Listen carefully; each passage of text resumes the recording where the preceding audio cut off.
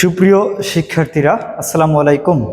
যারা একাদশ, দ্বাদশ এবং এইচএসসি পরীক্ষার্থী আছো, তোমাদের কৃষি শিক্ষা দ্বিতীয় পত্রের প্রথম অধ্যায় মাছ চাষের খুবই গুরুত্বপূর্ণ একটি টপিকস রাক্ষসে মাছ নিয়ে আমরা আজকে আলোচনা করব।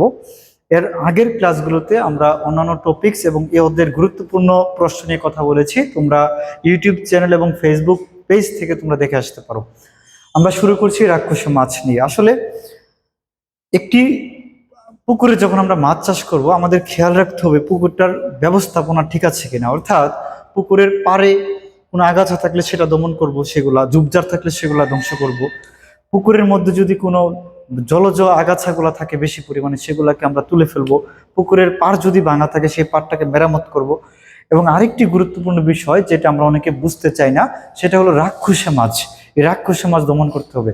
এই রাক্ষসে মাছ থাকলে সমস্যা কি? অনেকের প্রশ্ন, আসলে সমস্যা কি সেটা আমরা আজকে এখন বলবো।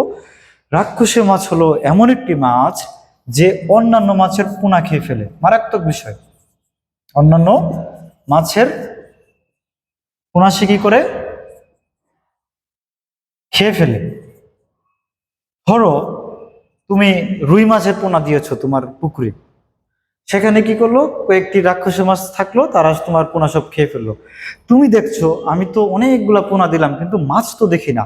মাছ তো তুমি দেখবা না, কারণ তোমার এই ছোট ছোট পোনাগুলো তো খেয়ে ফেলতেছে এই রাক্ষসে মাছ। এজন্য আমাদের সবার আগে মাছ চাষ করার পূর্বে রাক্ষসে মাছকে দমন করতে হবে। রাক্ষসে মাছ কারা? যে মাছ অন্যান্য মাছের পোনা খেয়ে ফেলবে তাকে আমরা কি বলবো? রাক্ষসে মাছ বলবো। এখন এই রাক্ষসে মাছের উদাহরণ তো জানতে হবে, কারণ তুমি তো জানলাই না যে রাক্ষসে মাছ কি। তাহলে তুমি কিভাবে দমন করবা, তাই না? তো আমরা এখন জানবো যে রাক্ষসে মাছ কি কি। এক্সাম্পল গুলো পরীক্ষায় এমসিকিউ আকারেও আসে, সেজন্য খুব ভালো করে মনে রাখবে।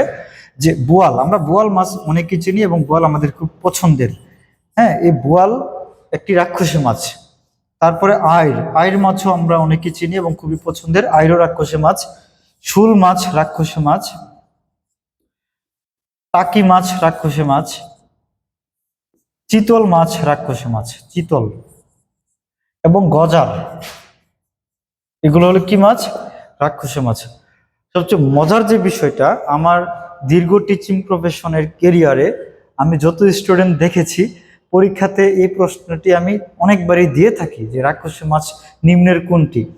বেশিরভাগ স্টুডেন্ট লেখে গ্রাস কার্প, পাঙ্গাস, তো এগুলো তো লেখেই। আর সবচেয়ে পেস্টটা লাগাই হলো শোল আর টাকির মধ্যে যাইয়া। শোল টাকির মধ্যে কি পেস্ট লাগাই? একটা মাছ আছে মাগুর, এরা দেখতে অনেকটা শোল মাছের মতো। তো এরা কি করে, ওই মাগুর মানে বলে ফেলে। অর্থাৎ মাগুর, শোল, টাকি, ওরা সবগুলাকে একই মনে করে। তো এটা খুবই একটা বাজে বিষয়। তো আমরা রাক্ষসী মাছের এই ব্যাপারটা নিয়ে এখন আমরা জানলাম যে কি কি হলো রাক্ষসী মাছ। এরপরে আমরা যেটা জানবো সেটা হলো যে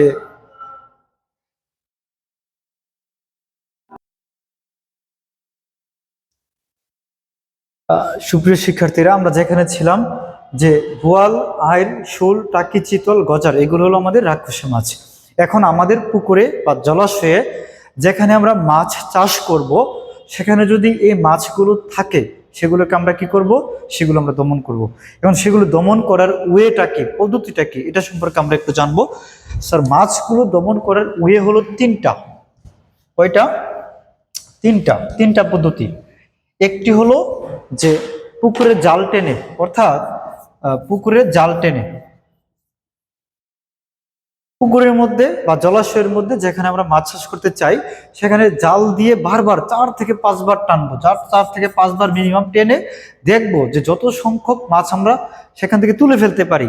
তো দেখা যাবে 2-3 বার বা 4 বার টান দেওয়ার পরে বেশিরভাগ রাক্ষসী মাছ চলে আসবে। এটা একটা পদ্ধতি, এইভাবে আমরা করতে পারি। হ্যাঁ, এটা খুবই স্মার্ট একটা পদ্ধতি, সেটা আমরা করতে পারি।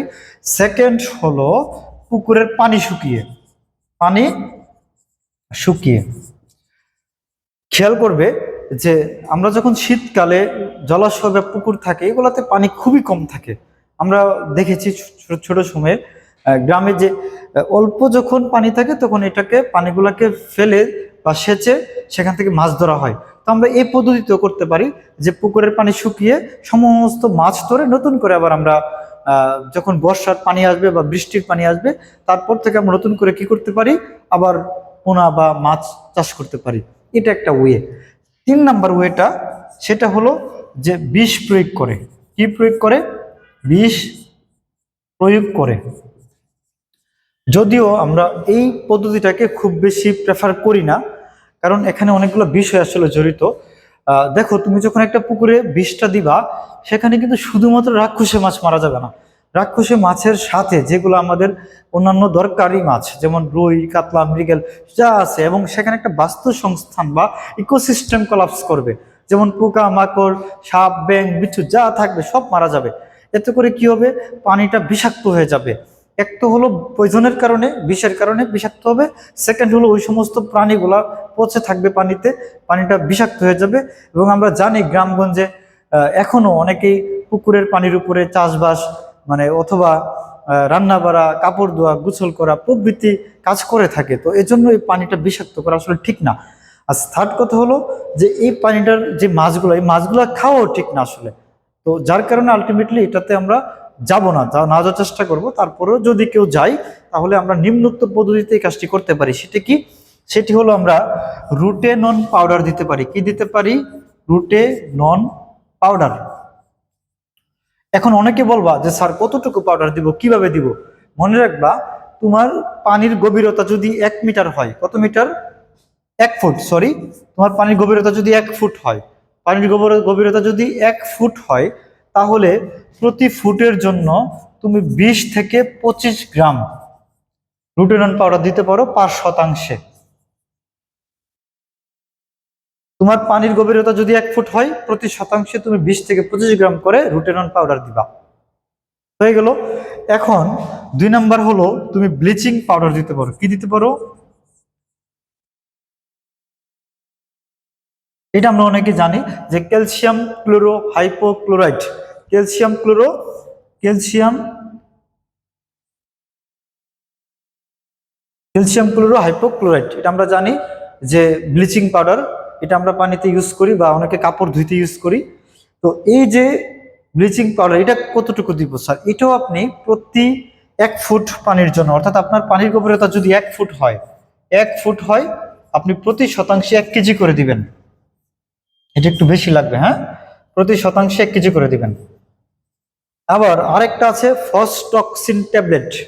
আমরা ট্যাবলেট ইউজ করতে পারি। নাম কি? Phostoxin tablet. তাহলে কি জানলাম? যে রাক্ষসী মাছ আমরা 3টা উপায়ে দমন করতে পারবো। নাম্বার 1 হলো জাল টেনে 4 থেকে 5 বার আমরা জাল টানবো, সকল মাছ চলে আসবে। নাম্বার 2 হলো পুকুরের পানি শুকিয়ে।